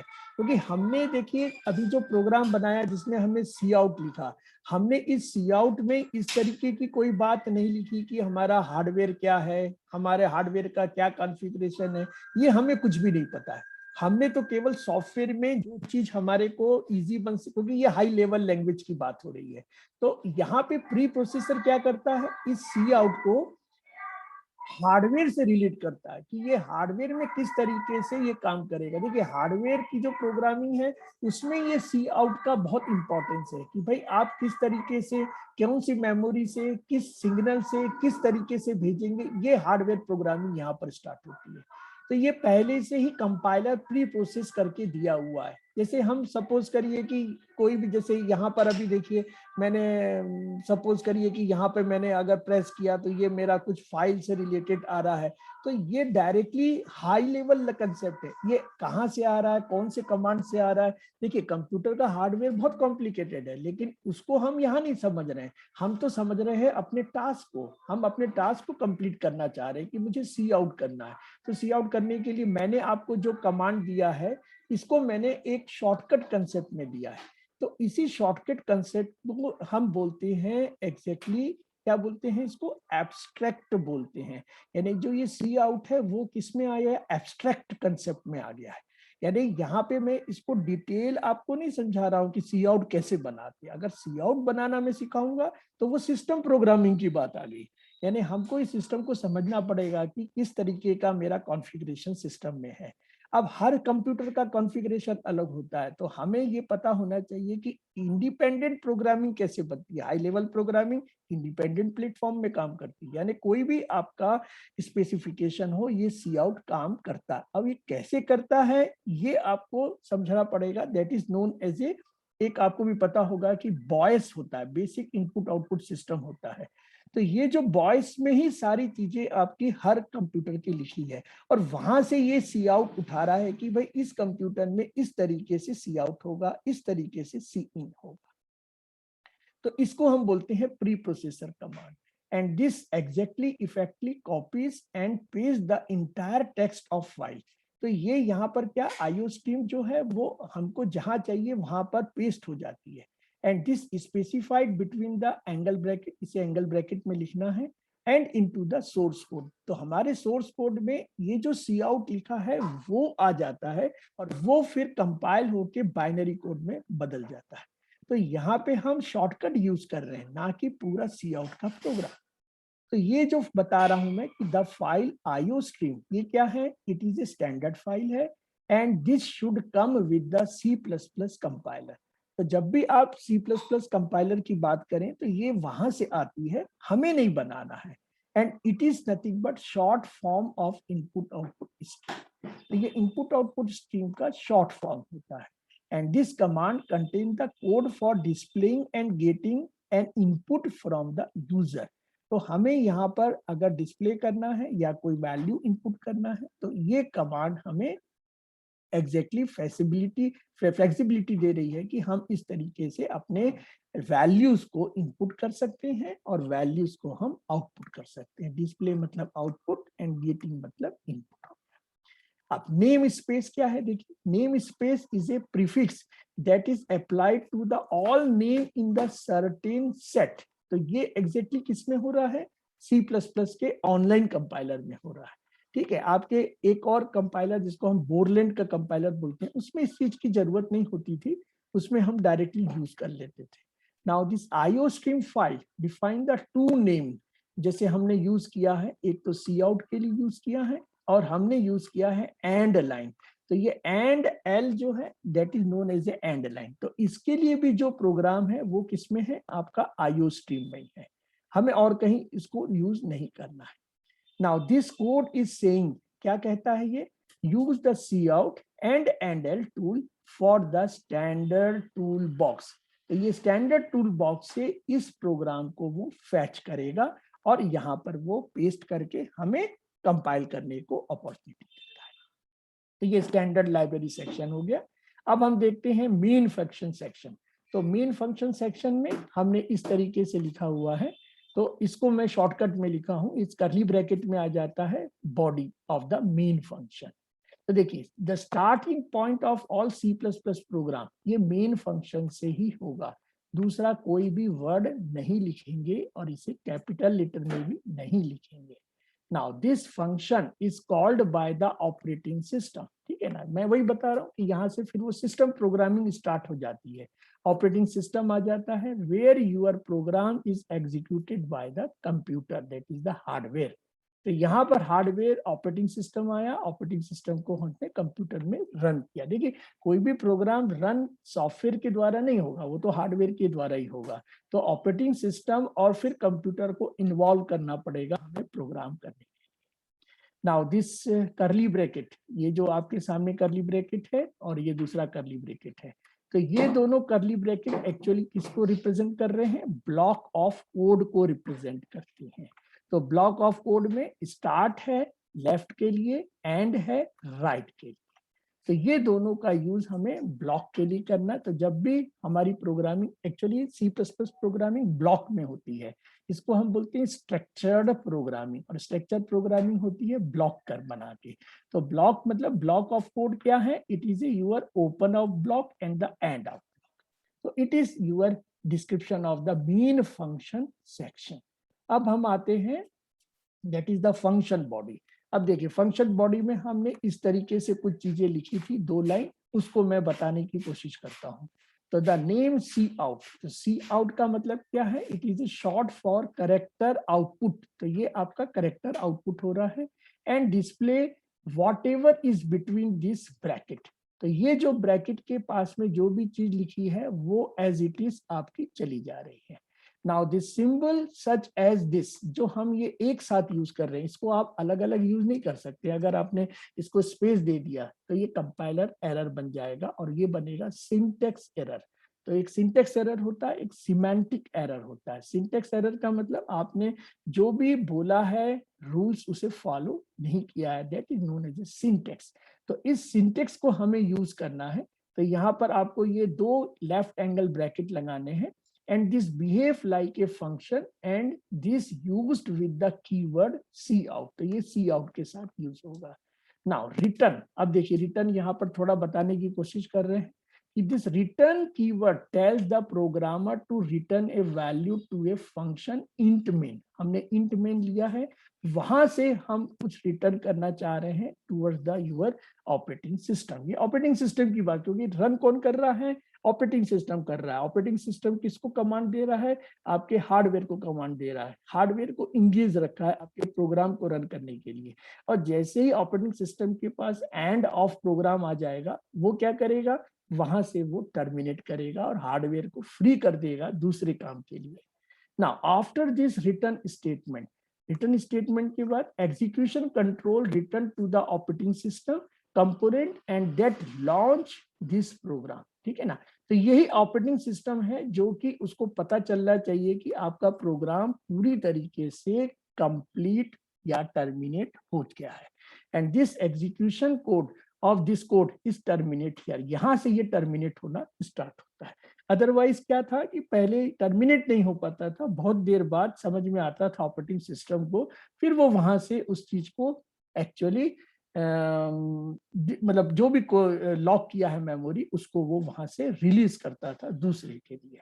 तो ऑपरेटिंग सिस्टम के पास कुछ भी इस तरीके की जानकारी नहीं होती थी कि ये प्रोग्राम खत्म हो गया है या यह प्रोग्राम चल रहा है।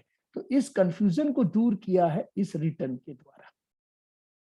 अब हम आते हैं टोकन। अब देखिए कोई भी प्रोग्राम टोकन के द्वारा ही बनता है। टोकन एक हमारे पास में बहुत स्मॉलेस्ट यूनिट के नाम से आता है। तो देखिए क्या है ये, तो the text of C++ program this consist of the tokens, ये टोकन से बनते हैं। और दूसरा बनता है व्हाइट स्पेस। व्हाइट स्पेस का मतलब जैसे व्हाइट और स्पेस के बीच में एक स्पेस है, तो this is known as a white space. इसको हम ब्लैंक स्पेस बोल रहे हैं, लेकिन ये भी एक व्हाइट स्पेस, व्हाइट स्पेस मतलब जिसको हम काउंट कर सकते हैं, that is known as a space, इसको हम व्हाइट स्पेस बोलते हैं।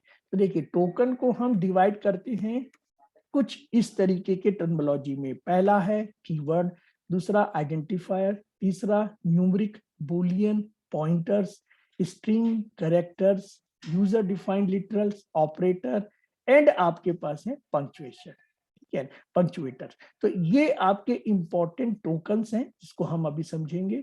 इसके बाद है आपका व्हाइट स्पेस। तो व्हाइट स्पेस को हम ब्लैंक्स में भी बना सकते हैं, हॉरिजॉन्टल टैब कर सकते हैं, वर्टिकल टैब में बना सकते हैं, न्यू लाइन में बना सकते हैं, फॉर्म फीड कर सकते हैं और कमेंट्स कर सकते हैं। तो ये सारी चीजें आपकी कहलाएंगी व्हाइट स्पेस, जो कि हमारे कंप्यूटर को पता रहना चाहिए कि ये वैलिड स्पेस है, ठीक है। तो अब हम देखते हैं कीवर्ड क्या होता है। देखिए कीवर्ड का मतलब है हमारे पास में कुछ प्री डिफाइंड रिजर्व आइडेंटिफायर, यानी आपका जो वर्ड है वो एग्जैक्टली आइडेंटिफायर होता है, लेकिन ये आइडेंटिफायर प्री डिफाइंड रिजर्व हो तो ये कीवर्ड बन जाता है। अगर मैंने यहाँ पर नाम लिखा है सपोज विवेक लिख दिया, अब ठीक है, विवेक यहाँ पर क्या है, कीवर्ड नहीं है, लेकिन ये आइडेंटिफायर तो है। हर वर्ड आइडेंटिफायर होता है, लेकिन ये वर्ड अगर इस तरीके से हो, INT हो, फ्लोट हो, CHAR हो, IF हो, ELSE हो, FOR हो, वाइल हो, तो इस तरीके के वर्ड में हो तो ये बन जाते हैं कीवर्ड। और कीवर्ड क्या होते हैं, पहले से ही डिफाइंड होते हैं, यानी आप इसको अपने जरूरत के लिए नहीं बना सकते हैं। Now this reserve word actually special meaning, इनका स्पेशल मीनिंग है। इंट मतलब है इंटीजर नंबर को डिस्प्ले करना, फ्लोट मतलब आपके फ्लोटिंग यानी कि पॉइंट डेसिमल नंबर को डिस्प्ले करना, केयर मतलब एक सिंगल कैरेक्टर को डिस्प्ले करना। इफ क्या है, it is A control statement है, एल्स भी कंट्रोल स्टेटमेंट है, फॉर भी कंट्रोल है, व्हाइल भी कंट्रोल है। तो इफ और एल्स क्या है, ब्रांचिंग स्टेटमेंट है, फॉर और व्हाइल क्या है, लूप स्टेटमेंट है। तो ये एक पर्टिकुलर चीज के लिए यूज होता है ना। जैसे हमने अपने लिए एक अल्फाबेट में ए फॉर एप्पल बना लिया, तो एप्पल क्या है हमारे लिए, रिजर्व वर्ड हो गया, कीवर्ड हो गया। भाई एप्पल को आप दूसरे चीजों में यूज करोगे तो उसका मीनिंग आपको वही निकल के आएगी, एप्पल जैसे ही मतलब निकल के आएगा। जैसे एप्पल फोन हो गया या एप्पल आपका कुछ दूसरे चीजों में, तो वो जब तक एप्पल नहीं दिखाएंगे वहां पर तो वो उसको यूज नहीं कर सकते, ठीक है। तो ये प्री डिफाइंड मीनिंग निकल के आता है जिसको हम कीवर्ड बोलते हैं। अब हम बोलेंगे आइडेंटिफायर। तो आइडेंटिफायर का मतलब ये हुआ कि जब भी हम किसी इंटिटी को, हम किसी भी थिंग को रिप्रेजेंट करते हैं तो एक नाम देते हैं। जैसे आपका नाम प्रवीण है, मेरा नाम विवेक है, और किसी का नाम कुछ और भी है, तो इनको हम बोलते हैं आइडेंटिफायर। हम आपको आइडेंटिफाई कर रहे हैं कि your name is the Praveen, जैसे विवेक, तो माय नेम इज विवेक, हो सकता है विवेक बहुत सारे विवेक हो, प्रवीण बहुत सारे प्रवीण हो, लेकिन हम दोनों के सेंस में अगर मैं प्रवीण बोलूं तो यहाँ पर कोई दूसरा प्रवीण यस नहीं बोलेगा, केवल आप ही यस बोलोगे। अगर मेरे पास में 4 प्रवीण है तो मुझे और कुछ आइडेंटिफायर बनाना पड़ेगा चारों को समझने के लिए। प्रवीण 1 हो सकता है, प्रवीण 2 हो सकता है, इस तरीके से कुछ बनाना पड़ेगा। तो ये जो आइडेंटिफायर है ये किससे बनते हैं? सीक्वेंस ऑफ कैरेक्टर से बनते हैं।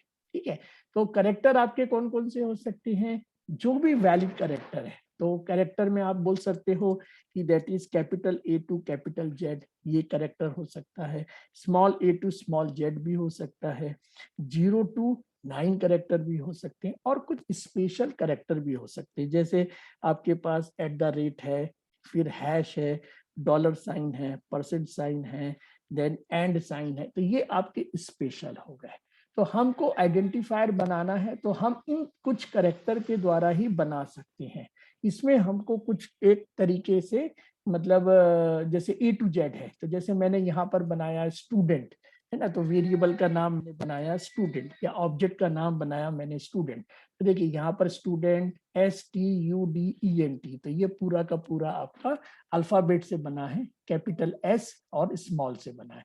लेकिन सपोज करिए स्टूडेंट, मुझको एक पर्टिकुलर स्टूडेंट बनाना है तो जिसका नंबर है 001, तो मैं बना सकता हूँ कोई भी ऑब्जेक्ट का नाम है जिसका नाम है स्टूडेंट 001। अब सपोज करिए कि मुझे बनाना है कोई आइडेंटिफायर का नाम जिसका नाम है एरिया ऑफ सर्कल, तो मैंने बनाया एरिया ऑफ सर्कल। तो ये आइडेंटिफायर क्या हुआ? एब्रीवेशन में आ गया, AOC, तो एब्रीवेशन में आ गया AOC। तो यहाँ पे मैं ऐसा भी बना सकता हूं, मैं एरिया ऑफ सर्कल, ठीक है, एरिया ऑफ सर्कल। अब देखिए इसमें एरिया ऑफ सर्कल में कितने वर्ड हैं? अभी इसमें 3 वर्ड है, तो ये 3 वर्ड को हम आइडेंटिफायर नहीं बोल सकते, हमें कभी भी एक ही वर्ड को आइडेंटिफायर बोलना पड़ता है। तो एक वर्ड कैसे बनाएंगे? इनको हमें इस तरीके से जोड़ना पड़ेगा। तो ये एरिया ऑफ सर्कल बन गया। अब आप एरिया ऑफ सर्कल में एक ही वर्ड बोलोगे, it is A one word, area of circle. क्यों? क्योंकि इनके बीच में ज्वाइनिंग अंडरस्कोर लग गया, तो underscore is a valid identifier character, तो इसको मैं यूज कर सकता हूं। इसी तरीके से हैश भी लगा के हम कर सकते हैं, लेकिन वो हैश बनता है आपका सिस्टम प्रोग्रामिंग के लिए, तो उसको हम बाद में देखेंगे। अभी पहले तो हम ये हाई लेवल का कंसेप्ट देख ले कि ये किस तरीके से बनते हैं। इसी तरीके से हम आइडेंटिफायर बना सकते हैं अपने क्लास का नाम, स्ट्रक्चर का नाम, यूनियन का नाम। हम बना सकते हैं इन्यूमरेटर टाइप के नाम, जैसे फॉर एग्जांपल हमने लिख दिया डेज, तो ये इन्यूमरेटर बन गया। अब ये डेज कहाँ से स्टार्ट होगा? दैट इज मंडे से स्टार्ट होगा, ट्यूसडे हो गया, सपोज सैटरडे, तो ये हैं आपके डेज। तो ये 3 डेज ही हमें पढ़ना है या 3 डेज ही काम करना है, तो डेज के अंदर हो गए ये 3, तो ये इन्यूमरेटेड बन गए। इसको जब हमारे पास ऐसे कोई सेट बनाना है, तो जैसे हम मेरे को बनाना है नंबर, तो मुझे पर्टिकुलर नंबर को लेके सेट बनाना है जो कि ये प्री डिफाइंड नहीं है। तो मैंने बनाया 10, 20, 30, 40, 50, तो ये मेरे सेट बन गए कि भाई इस नंबर को इन्यूमरेटेड नंबर बोल सकते हैं, ठीक है ना। इसी तरीके से क्लास का जो मेंबर बनेगा उसे भी हम बना सकते हैं, स्ट्रक्चर भी बना सकते हैं, यूनियन बना सकते हैं, और इन्यूमरेशन के लिए जो भी हमें बनाना है, फंक्शन का नाम बनाना है या क्लास मेंबर का नाम बनाना है, तो हमें आइडेंटिफायर की जरूरत पड़ेगी। तो आइडेंटिफायर हमारे लिए बहुत इंपॉर्टेंट वर्ड है जिसको हमें यूज करना पड़ता है। अब हम देखते हैं न्यूमरिक एंड बुलियन, जो कि हमारे पास लिटरल है। तो देखिए न्यूमरिकल लिटरल क्या कहलाएगा आपका? इंटीजर लिटरल और फ्लोटिंग पॉइंट लिटरल, इसको हम बोलते हैं न्यूमरिकल लिटरल। तो ये स्टार्ट होता है आपका डिजिट से, यानी कि इसमें केवल डिजिट रहता है और इसके अंदर कोई भी फ्रैक्शनल पार्ट या फिर एक्सपोनेंट पार्ट नहीं रहता है, ठीक है। ये प्योरली इंटीजर रहता है, ये आपका साइंड इंटीजर है, ये आपका नेगेटिव नंबर है। 0 is also a numeric number, तो ये 0 भी नंबर, लेकिन मैं 0.0 नहीं लिख सकता हूं क्योंकि ये इंटीजर आता है। आप इसको 4.6 भी लिख सकते हैं, +45 भी कर सकते हैं। तो ये आ गया इंटीजर का मतलब। आप देखिए फ्लोटिंग पॉइंट में क्या हो रहा है कि यहाँ पर आपको बेसिकली फ्रैक्शनल पार्ट की जरूरत पड़ेगी। तो फ्रैक्शनल पार्ट हमारे पास में कैसे बनते हैं, जैसे 3.14, यहाँ पर बना 0.45, तो ये भी एक फ्रैक्शनल पार्ट में आ गया। फिर -4567, ये भी एक फ्रैक्शनल पार्ट में आ गया। तो ये फ्रैक्शनल पार्ट में आप इजीली फ्लोटिंग पॉइंट से बना सकते हो। यहाँ पर केवल आपको कोई भी फ्रैक्शनल पार्ट नहीं लेना है, नो फ्रैक्शनल पार्ट और नो एक्सपोनेंट। तो ये आपकी इंटीजर की डेफिनेशन बनती है। अब हम बुलियन की बात करते हैं, तो बुलियन में क्या होता है, दो ही रहते हैं, एक आता है ट्रू और एक आता है फॉल्स। तो ये बुलियन का कंसेप्ट आ जाता है आपके पास। तो ये आपके लिटरल आ गए, यानी कि इसके द्वारा आपको प्रोग्रामिंग बनाने में सुविधा होती है। अब हम स्ट्रिंग की बात करते हैं, स्ट्रिंग और कैरेक्टर क्या होता है। देखिए, तो कैरेक्टर लिटरल की पहले बात करते हैं। तो character literal is nothing but compose of the constant character, यानी कि यहाँ पर जो कैरेक्टर है वो कांस्टेंट कैरेक्टर है, यानी कि ए है, एक्स है, @ है, प्लस है, मतलब इनका मीनिंग इसी तरीके से निकलेगा जहां पर भी आप इसको यूज करेंगे। तो ये कैरेक्टर लिटरल हो गया, यानी कि ए स्मॉल है, एक्स कैपिटल है, ये स्पेशल कैरेक्टर है, ये भी स्पेशल कैरेक्टर है। तो इन कैरेक्टर को मैंने कांस्टेंट कैरेक्टर बना दिया, जब भी मैं इसे यूज करूंगा तो इसी ही मीनिंग से यूज करूंगा। अब हो सकता है कि इनका जो मीनिंग है वो आस्की से भी बन जाए, है ना। आस्की हमारे पास कोड होता है, कोड की एक मतलब इंक्रिप्शन होता है कि हम इस कोड को यूज करते हैं। तो आस्की कोड हमारे पास में जैसे हो सकता है किसी का 65 हो, तो 65 is for the capital A को हम बोलते हैं 65। तो ASCII is a American symbolic American standard code information interchange होता है। तो ये हमारे पास पहले से बना है कंप्यूटर में, उसे हम लोग यूज करते हैं।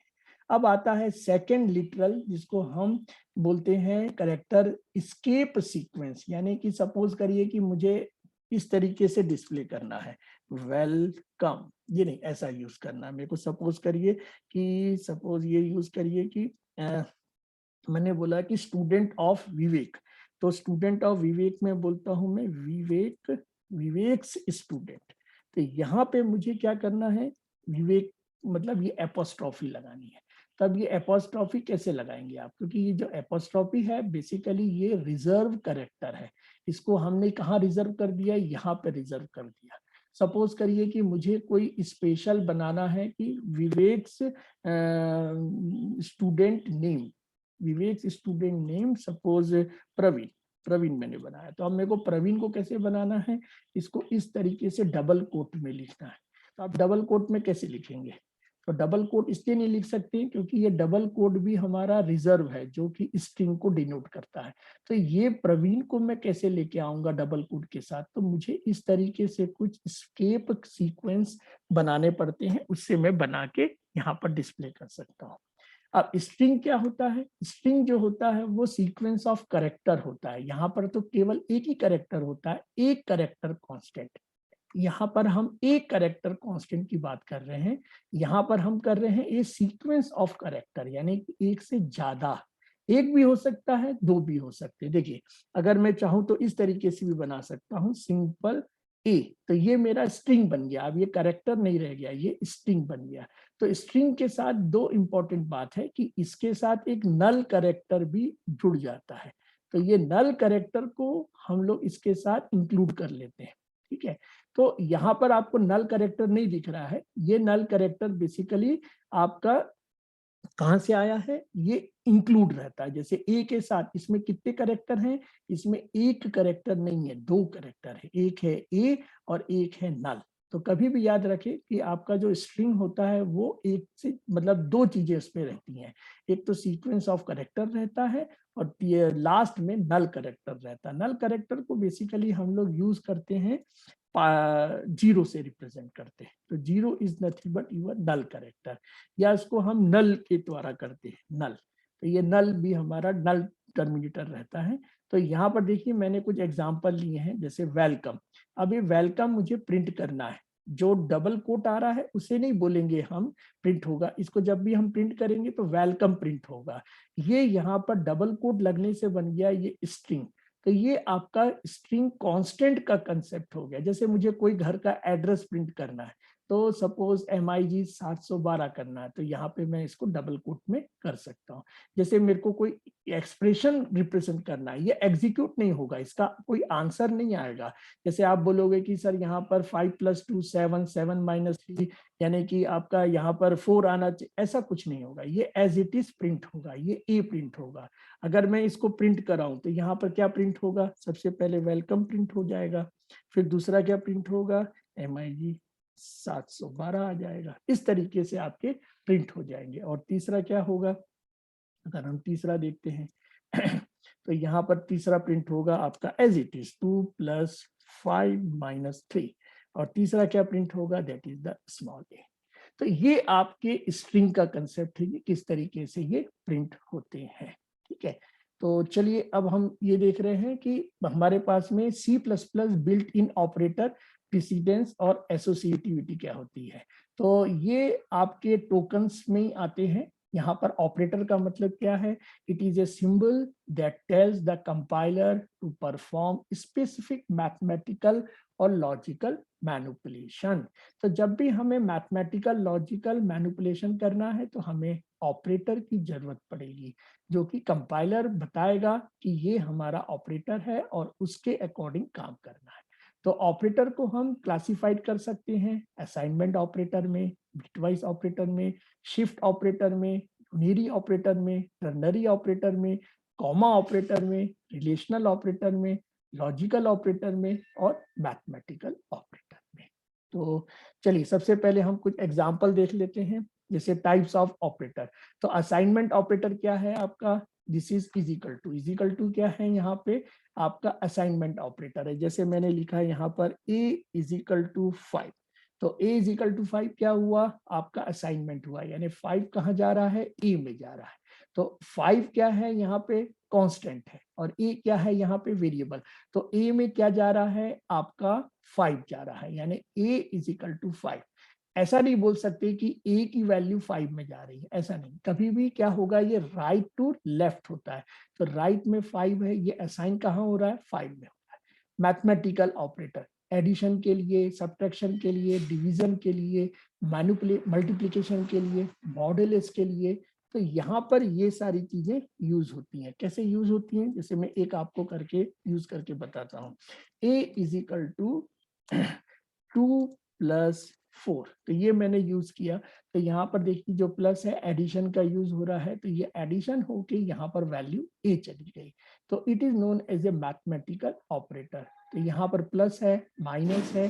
डिवीजन के लिए हम इसको यूज करेंगे, स्लैश को मल्टीप्लिकेशन के लिए स्टार यानी एस्टिक को, और मॉडुलस निकालने के लिए यहाँ पर परसेंटेज साइन यूज करेंगे। परसेंटेज साइन का मतलब ये है कि सपोज करिए मैंने यूज किया है modulus, m = 7 mod that is 5। तो इसके अंदर में क्या मिलेगा आपको, 7 जब आप दर्ज करेंगे तो आपको आंसर यहाँ पर 2, जो रिमाइंडर बचता है उसे हम मॉडुलस बोलते हैं। अब आते हैं रिलेशनल ऑपरेटर। रिलेशनल ऑपरेटर में देखिए यहाँ पर है 6 होती है रिलेशनल ऑपरेटर। लेसर साइन है, ग्रेटर साइन है, लेसर साइन है, ग्रेटर साइन है, देन लेसर इक्वल है ना। इसको हम क्या बोलेंगे, लेसर और इक्वल, यानी इसमें 2 ऑपरेटर एक साथ काम करते हैं। लेस का भी काम करेगा, = का भी करेगा। ग्रेटर साइन है, देन इक्वल के लिए खास यहाँ पर इंपॉर्टेंट है कि 2 इक्वल लगेंगे। एक इक्वल में तो असाइनमेंट बन जाएगा, 2 इक्वल में ये रिलेशनल बन जाएगा। नॉट इक्वल के लिए आपको एक्सक्लेमेशन और = यूज करना पड़ता है। अब हम लॉजिकल ऑपरेटर की बात करें तो 2 लॉजिकल ऑपरेटर आपके पास है, that is the and operator, और ये है और ऑपरेटर। एक और होता है that is known as a not operator, इसको भी यूज बना लेते हैं हम लोग। तो ये तीसरा होता है, that is known as a your not operator. ठीक है, जो लॉजिकल गेट में होते हैं वही यहाँ पर भी होते हैं। तो ये लॉजिकल गेट जैसा कंसेप्ट है। लॉजिकल ऑपरेटर एंड मतलब 2 इनपुट के बीच का एंड है, ये और है, ये नॉट है। ठीक है, नाउ कॉमा ऑपरेटर, जब हम कॉमा की बात करते हैं, जैसे हमने लिखा int a, b, तो ये आपका जो कॉमा है ये ऑपरेटर में काम आता है। ठीक है, टर्नरी ऑपरेटर का मतलब है कि जब भी हमें कोई कंडीशन बनाना है तो हम इसको बना सकते हैं। जैसे फॉर एग्जांपल मैंने बनाया a = let let 4 greater than 5, ये मैंने बनाया question mark, that is the your what say yes, और यहाँ पे मैंने बनाया से नो। तो देखिए इसके अंदर में ये एग्जीक्यूट हो जाएगा कि अगर 4 5 से बड़ा है तो ये क्या होगा, नो आ जाएगा, यानी कि ये बड़ा नहीं है। और अगर इसको मैं इस तरीके से इसको लेसर कर देता हूं तो ये बन जाएगा कि 4 5 से छोटा है, तो आंसर इज यस। तो ये टर्नरी ऑपरेटर, ये भी एक बहुत अच्छा ऑपरेटर है जिसमें 2 सिंबल एक साथ यूज होते हैं। फिर यूनियरी ऑपरेटर में हमारे पास इंक्रीमेंट ऑपरेटर, डिक्रीमेंट ऑपरेटर है, यानी किसी को भी हम डिक्रीमेंट कर सकते हैं। जैसे for example a equal to 10 है, तो यहाँ पे मैंने यूज किया है a प्लस प्लस, तो यहाँ पर बन गया वो a का 11 बन जाएगा। अगर सपोज करिए मैं करता हूँ a माइनस माइनस, तो ये बन जाएगा आपका डिक्रीमेंट ऑपरेटर, यानी कि एक कम हो जाएगा। तो ये ऑपरेटर थोड़ा सा हम और आगे पढ़ेंगे, अभी तो केवल इंट्रोडक्शन है ये। नाउ प्रेसिडेंस की बात करते हैं। प्रेसिडेंस और एसोसिएटिविटी, ये 2 इंपॉर्टेंट वर्ड हैं हमारे पास। प्रेसिडेंस यानी जब भी आपके पास में ऑर्डर ऑफ ऑपरेशन होता है, तो जब भी ऑर्डर ऑफ ऑपरेशन होगा तो उसके बीच क्या देखा जाएगा, प्रेसिडेंस देखा जाएगा कि कौन सा ऑपरेटर जिसको बड़ा है और कौन सा ऑपरेटर छोटा है, जो हम मैथमेटिक्स में बॉड मॉस रूल बोलते हैं। यानी कि सबसे पहले ब्रैकेट ओपन होगा, फिर डिवीजन होगा, मल्टीप्लिकेशन होगा, इस तरीके के जो रूल होते हैं इसे हम कंप्यूटर में बोलते हैं प्रेसिडेंस। तो ये ऑपरेटर प्रेसिडेंस का मतलब हो गया। ऑपरेटर एसोसिएटिविटी, अगर सपोज करिए कि दो प्रेसिडेंस, दो ऑपरेटर सेम प्रेसिडेंस के हैं, तो वो लेफ्ट टू राइट होंगे कि राइट टू लेफ्ट, यानी उनमें से भी पहला कौन सा होगा उसे हम बोलते हैं एसोसिएटिविटी। तो इसके अंदर में मैं आपको समझाता हूं कि जब भी वो सेम प्रेसिडेंस के होंगे तो हमें रूल लगाना पड़ता है, तो इसको हम भी बोलते हैं एसोसिएटिविटी कंसेप्ट में। तो देखिए यहाँ पर प्रेसिडेंस का मैं एग्जांपल बता रहा हूँ। इस एग्जांपल में देखिए बड़ा सिंपल सा है कि यहाँ पर 10 प्लस 20 मल्टीप्लाई 30 है। अगर हम एक तरीके से सोचें तो इसका आंसर कुछ और आएगा। जैसे 10 प्लस 20 को मैं कर दूं तो ये 30 हो गया, 30 इंटू 30 कर दूंगा तो आपका बन जाएगा ये 900 बन जाएगा। लेकिन 900 तो आंसर नहीं आ रहा है, तो पहले क्या होगा, इसके अंदर मल्टीप्लिकेशन ऑपरेटर एग्जीक्यूट होगा। तो 30 इंटू 20 बना आपका 60, और 60 के साथ क्या होगा 10, तो दैट इज द सेट। तो ये प्रेसिडेंस का कंसेप्ट है कि हम किस तरीके से अपने एक्सप्रेशन को एग्जीक्यूट करते हैं। तो यहाँ पर आपका प्रेसिडेंस लगा है कि हायर प्रेसिडेंस ये है, फिर ये लोअर प्रेसिडेंस है। तो पहले हायर प्रेसिडेंस होगा, फिर लोअर प्रेसिडेंस होगा। अब यहाँ पर एक ही लगा है, तो यहाँ पर हम डायरेक्टली इसको एग्जीक्यूट करेंगे। अब हम देखते हैं एसोसिएटिविटी। अब देखिए ये यहाँ पर हायर एंड, दोनों हायर है, मेरे लिए हायर प्रेसिडेंस है, लेकिन इन दोनों में भी हमारे पास क्या है, पहला कौन सा है, यहाँ पर हायर एसोसिएटिव और ये आपका लोअर एसोसिएटिव। तो सबसे पहले जो भी इसके अंदर होगा that is the left to right बनेगा, यानी लेफ्ट से हम काम करेंगे, राइट से काम नहीं करेंगे। अगर राइट से काम करते तो इसका आंसर 0 आता, पर यहाँ पर 0 आंसर नहीं आ रहा है। यहाँ पर सबसे पहले डिवाइड होगा, तो डिवाइड होने से ये 10 मिलेगा, बाद में ये 10 मल्टीप्लाई 10 हुआ तो ये आपका 100 हो गया। तो this is known as associativity, कि हमें ये पता करना है कि दो ऑपरेटर सेम प्रेसिडेंस के हैं, तो हमें लेफ्ट टू राइट करना है कि राइट टू लेफ्ट करना है। अब हम देखते हैं कि हमारा पंक्चुएटर्स क्या होते हैं। देखिए पंक्चुएटर्स का मतलब ये है कि यहाँ पे कुछ हम सिंबल्स यूज करते हैं, इस प्रकार से जो सिंबल्स यूज करते हैं इसे हम पंक्चुएटर बोलते हैं। तो punctuator have a synthetic and the semantic meaning और to the compiler, but do not or otherwise specify the operation that yield a value। तो यहाँ पे आपको क्या है कि स्पेसिफाई करना है। जैसे मुझे एरे बनाना है, सेट बनाना है, तो मैंने सेट बना दिया। यहाँ पर कितने का बनाया भाई, सेट बनाया मैंने 10 का। यानी ए क्या है, जो कि 10 वैल्यू को सेट करता है। सपोज ये इंट लगा दिया तो ये सेट हो गया। अब इसके अंदर क्या होगा, ए के अंदर क्या होगा, ए के अंदर आपके पास 10 वैल्यू हो सकते हैं इंटीजर के। कैसे होंगे ये हो सकते हैं आपके अंदर में, सपोज करिए कि ये सेट हो गया। तो ये 10 हो सकता है, 20 हो सकता है, 30 हो सकता है, 40 हो सकता है, 50, मतलब इस तरीके की वैल्यूज को हम एक जैसा कंसेप्ट में ला सकते हैं। तो ये पंक्चुएटर्स का कंसेप्ट है कि हमें कहाँ पर यूज करना है। एग्जैक्टली इनका जो मीनिंग है वो इस वैल्यू के द्वारा है। यानी कोई भी चीज में दो चीजें होती हैं, एक ऑपरेंड होता है, एक ऑपरेटर होता है।